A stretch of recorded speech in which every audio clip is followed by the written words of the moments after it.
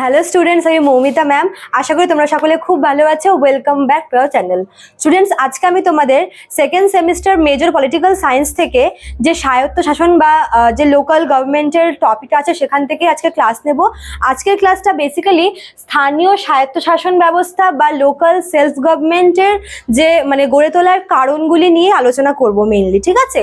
তো ক্লাসটি শুরু করার আগে বলে রাখি যে আমাদের কিন্তু অনলাইন ক্লাস চলছে এবং অ্যাডমিশনও কিন্তু চলছে। আর তোমাদের পরীক্ষাও খুব একটা বেশি দেরিতে নেই, তোমাদের নেক্সট মান্থেই পরীক্ষা। তো এখনো আমাদের কিন্তু অ্যাডমিশনটা চলছে এখনো।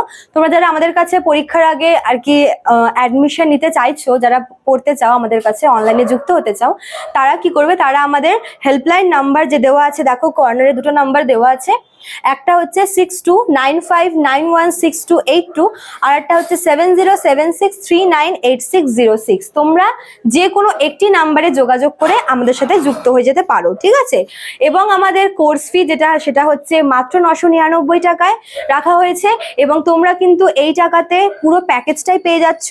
Major, ACC, Aisi, MDC, minor সবটাই কিন্তু তোমরা পেয়ে যাবে মাত্র 999 টাকায়।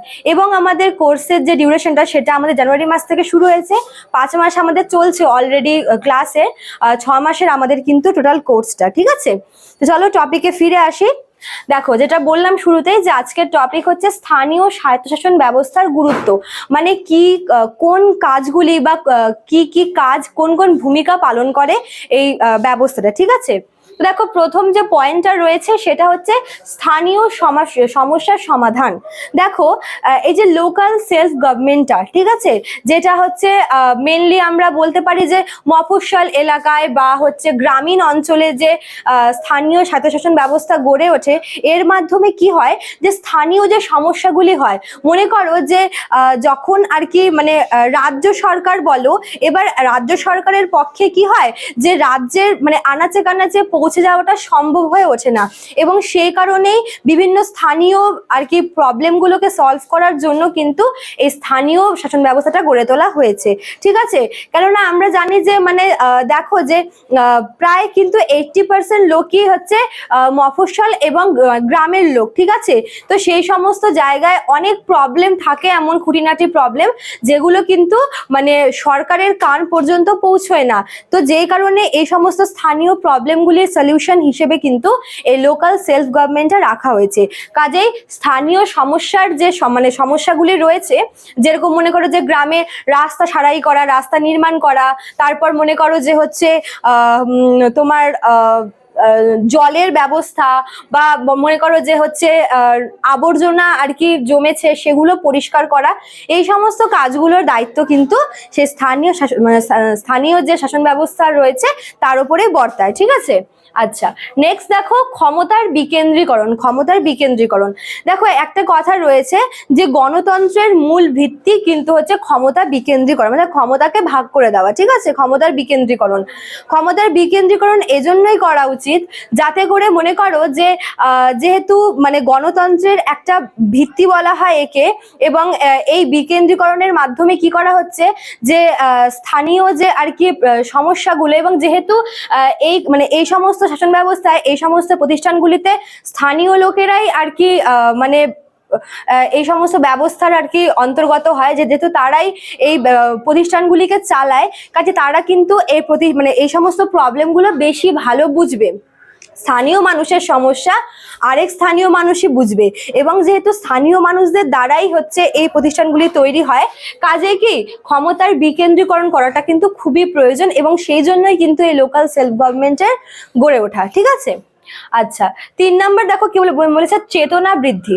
দেখো, এমন অনেক ব্যক্তি আছে, বিশেষ করে হচ্ছে গ্রামাঞ্চলে বা প্রত্যন্ত যে এলাকাগুলো আছে, যে জায়গায় এখনো মানুষরা শিক্ষিত হয়নি, মানুষরা আধুনিক হয়নি, সেই সমস্ত জায়গায় মানুষদের মধ্যে কিন্তু আমরা চেতনাবোধের ভীষণ পরিমাণে অভাবটা দেখি, ঠিক আছে? বিশেষ করে রাজনৈতিক চেতনাবোধ।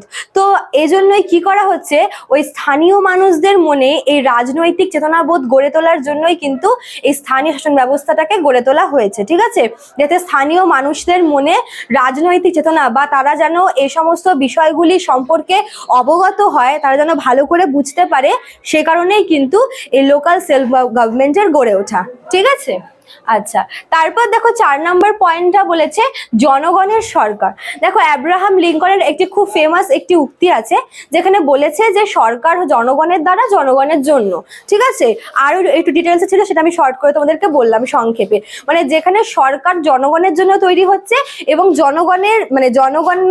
জনগণকে নিয়েই তৈরি হচ্ছে। ঠিক আছে, তো এই স্থানীয় সরকার গড়ে তোলার এটাই কারণ যে যেহেতু এখানে মানে স্থানীয় লোকেরাই আর কি নির্বাচিত হচ্ছে, তারাই একজন মানুষের প্রবলেম বুঝে। ঠিক আছে, মনে করো যে স্থানীয় এলাকাতে কি অনেক আর কি এরকম পিছিয়ে পড়া মানুষ রয়েছে এবং তাদের প্রবলেমটা কিন্তু তাদের মধ্যেই কেউ একজন বুঝবে। ঠিক আছে, এবং এটা কিন্তু হয়ও যে স্থানীয় লোকদের মধ্যে একজনকে কিন্তু আর কি নির্বাচন করে এই সমস্ত প্রতিষ্ঠানের আর কি মুখপাত্র হিসেবে রাখা হয়। এই জন্য কি বলা হচ্ছে যে মানে জনগণের, মূলত জনগণের সরকার এটাকে বলা হয়। ঠিক আছে, এবং এই জনগণের সরকার প্রতিষ্ঠার উদ্দেশ্য বা লক্ষ্য নিয়ে কিন্তু লোকাল সেলফ গভর্নমেন্ট তৈরি হয়েছে। ঠিক আছে, আচ্ছা তারপরে দেখো 5 নাম্বারটি কি বলেছে, দুর্নীতিমুক্ত প্রশাসন। দুর্নীতিমুক্ত প্রশাসন, দেখো কম বেশি কিন্তু মানে এই যে বিভিন্ন সরকারের মধ্যে আমরা দুর্নীতির কিন্তু একটু হলেও ছোঁয়া পাই। ঠিক আছে, কিন্তু এই যে লোকাল সেলফ গভর্নমেন্ট গুলো যেগুলো আছে সেগুলো কিন্তু অনেকাংশে এই দুর্নীতির থেকে মুক্ত। ঠিক আছে, মানে মূল যে আমলাতন্ত্র রয়েছে সেখানকার যে ত্রুটিগুলো রয়েছে, আমলাতন্ত্রের ত্রুটি, মানে সেই ত্রুটি থেকে, সেই দুর্নীতি থেকে কিন্তু অনেকটাই মুক্ত বলা যেতে পারে এই স্থানীয় আর কি সেলফ গভর্নমেন্ট গুলোকে। ঠিক আছে, যেই কারণে কি হয় যে এই যে মানুষের সেবা করা বা জনগণের সেবা করা, জনগণকে পরিষেবা দেওয়া, এই জিনিসগুলো কিন্তু বেশ ভালো করে হয়। ঠিক আছে, যেহেতু সরকার যদি স্বচ্ছ থাকে, সরকার যদি দুর্নীতিমুক্ত হয়, তবে কিন্তু মানুষের সেবায়ও কোনো রকমের ত্রুটি দেখা যায় না। ঠিক তাই যেহেতু এই স্থানীয় স্বায়ত্তশাসন ব্যবস্থার ক্ষেত্রে আমরা দেখি যে এই সমস্ত প্রতিষ্ঠানের দুর্নীতি কিন্তু অনেক মুক্ত থাকে, দুর্নীতিমুক্ত প্রতিষ্ঠান বলা যায়। সে কারণে কিন্তু মানুষের সেবাটাও কিন্তু ভালোভাবে করা হয়। ঠিক আছে, লাস্ট দেখো এখান থেকে কি বলেছে, বিভাজন। আমরা এই লোকাল সেলফ গভর্নমেন্টকে দুটা বিভাজনে ভাগ করি। একটা হচ্ছে যেটা গ্রামাঞ্চলে, যেটাকে হচ্ছে বলা হয় পঞ্চায়েতি ব্যবস্থা, আর একটা হচ্ছে তোমার শহরে, যেটাকে বলা হয় হচ্ছে পৌরসভা। ঠিক আছে, তো এই দুই ভাগে বিভক্ত করা হয়। এই দুই প্রতিষ্ঠান কিন্তু লোকাল সেলফ গভর্নমেন্ট হিসেবে রয়েছে এবং এরা স্থানীয় মানুষদের প্রবলেমগুলোকে সলভ করে থাকে। ঠিক আছে, তো আশা করি বুঝতে পেরেছো। এটাই ছিল তোমাদের আজকে স্থানীয় স্বায়ত্তশাসন ব্যবস্থার আর কি গুরুত্ব। তো আশা করি তোমাদের ভিডিওটি হেল্পফুল হবে। ভিডিওটি ভালো লাগলে অবশ্যই লাইক, কমেন্ট করবে, শেয়ার করবে। চ্যানেলটি নিউ হলে পরে সাবস্ক্রাইব করে দিয়ে পাশে থাকা বেল আইকন ক্লিক করে দিও। দেখা হচ্ছে নিউ ক্লাস নিয়ে। Thank you.